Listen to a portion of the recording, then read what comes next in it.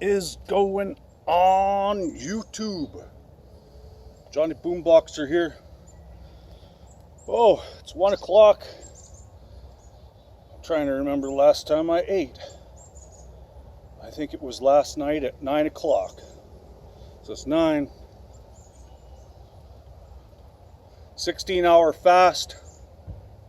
And actually yesterday I had some carbs. Wasn't crazy, but I started rolling my ham. I had my sliced ham in some pita bread with hummus and some nice leafy greens in there. And I ate about 5 of those yesterday, so that definitely filled me out. Wasn't a lot of carbs, and I've taken a few days off the gym, so I'm feeling better physically. I know my body well, so a couple days ago I was flat. I was depleted, I was feeling small, I was feeling fat. And what that is that your cortisol levels go up. And you got to think about it. If you did a whole bout 2-3 weeks a month of hard training, like hard training and dieting and cardio, you're not fat, you're flat, and you're retaining water. So that's the cortisol levels going up. And over a couple days rest, your cortisol levels will go back down. You'll get rid of the water, your muscles will heal, and if you have some carbs during that phase, you'll fill out.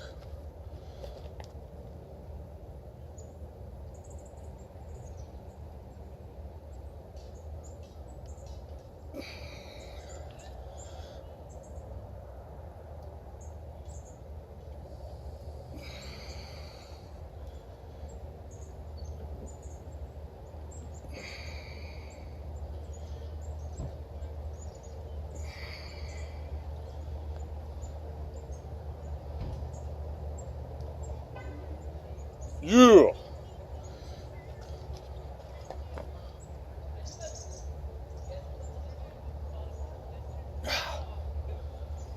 So, I had a little bit of posing earlier. I promised you guys I'd do something for you. I don't have crazy lighting. It's kind of a cloudy day, so the sun can blur out all your cuts if you have too much sun, or if you have sun on one side and not on the other side. It actually makes one side of your body look bigger than the other. So with the blessings of Lord Jesus Christ, I pulled through. It's been a mental mind game. I was feeling, when I was really depleted, I was feeling a little bit aggravated inside, annoyed. So I tried to just see it for what it was. Tried to kind of just stay away from people, stay low-key, and like I said, I'm 44 years old, so I know these things, the mental and physical barriers that you have to go through and what they are and how to handle them. So I made it through, and I got past my plateau, and it's still not the end of August yet, so I'm going to do another bout of August? I'm losing track of time. Watch this crack my back. Oh, I crack my back like that. It feels good. Sometimes I got to crack my back like 6 times a day like that. Crack, crack. I stick my fist in my back like this. I don't know if you can hear that. I get a good crack, so I've learned to be my own chiropractor, and that's a blessing, because once your back goes out here or there, it's out of line. It's usually due to muscle tension or muscle fatigue. Maybe you got muscle fatigue in one area and not in the other area, so it's causing you to slouch. You're tired, so you're slouching, your abs are relaxed, and tension in different areas will cause your back to go out. So that's why during that phase it's very important to keep the blood flow in your body, stretch, and you'll feel when it's time to crack your back. You'll just feel it, and you can crack your own back. It's going to save you a lot of money on chiropractor work, but it's got to be a mental mind-muscle connection, because when you're swinging back and forth or you're cracking your back here, you have to relax the muscle. You relax it and then you push. And when I do this, when I crack my upper back, I got this fist inside this one. So this fist is going in and this one's pushing upwards. I relax my middle back and I push. And I get a crack all the way up to the top of my shoulder blades. And it's such a relief, because if your back is out of line too long, it's going to create inflammation. And that inflammation is going to cause you to be in pain. It's going to cause you immobility. So if you get to that stage of inflammation, number one, make friends with the ice pack. Don't be a baby about it. Yeah, it's cold, boo, flippin' who. Get your damn ice packs, have 2 or 3 of them, and rotate. That back's got to stay cold. Cold, ice cold, to the point where your bloody skin is about to get frostbite, but it doesn't, you know what I mean?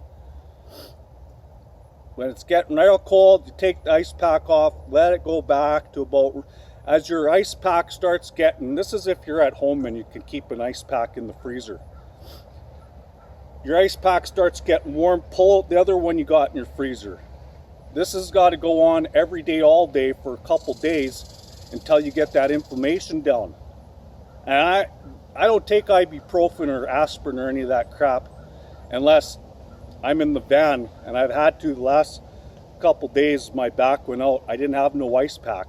I put anti-inflammatory cream on my lower back, and I took some ibuprofen, but unfortunately I have no way of freezing ice packs, so that's what I had to do. But what the point is it's inflammation, and you got to get the inflammation down. So yeah, just a little tidbit there. And I went for a beautiful hike today. I explored a different part of the river valley I've never been before, and as I was walking through, I was like, man, you know what, I don't need to drive hundreds of miles out this way, 100 miles out that way to get out into the land, into the bush. I mean, I can, and if I really want docilate territory, that's what I'll do. But I found some areas just in this bush alone in my city. You gotta remember, I'm in Alberta, Canada. We got the most free land in the world, and so many people take it for granted. And I get in these areas and people don't really want to stop and stay. They're all about fitness and hiking, so they're hiking through, they got their dogs.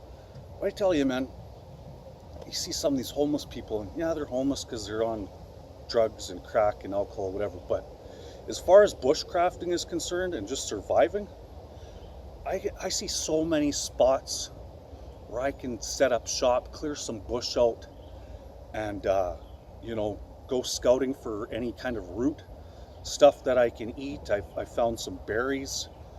There's rabbits, there's gophers, there's squirrels. I got the river I can fish. I mean, the river water I'm sure I could drink. Maybe not in this area because I'm in the city, but other outskirts of the river, to where I would probably filter it and then I would boil it.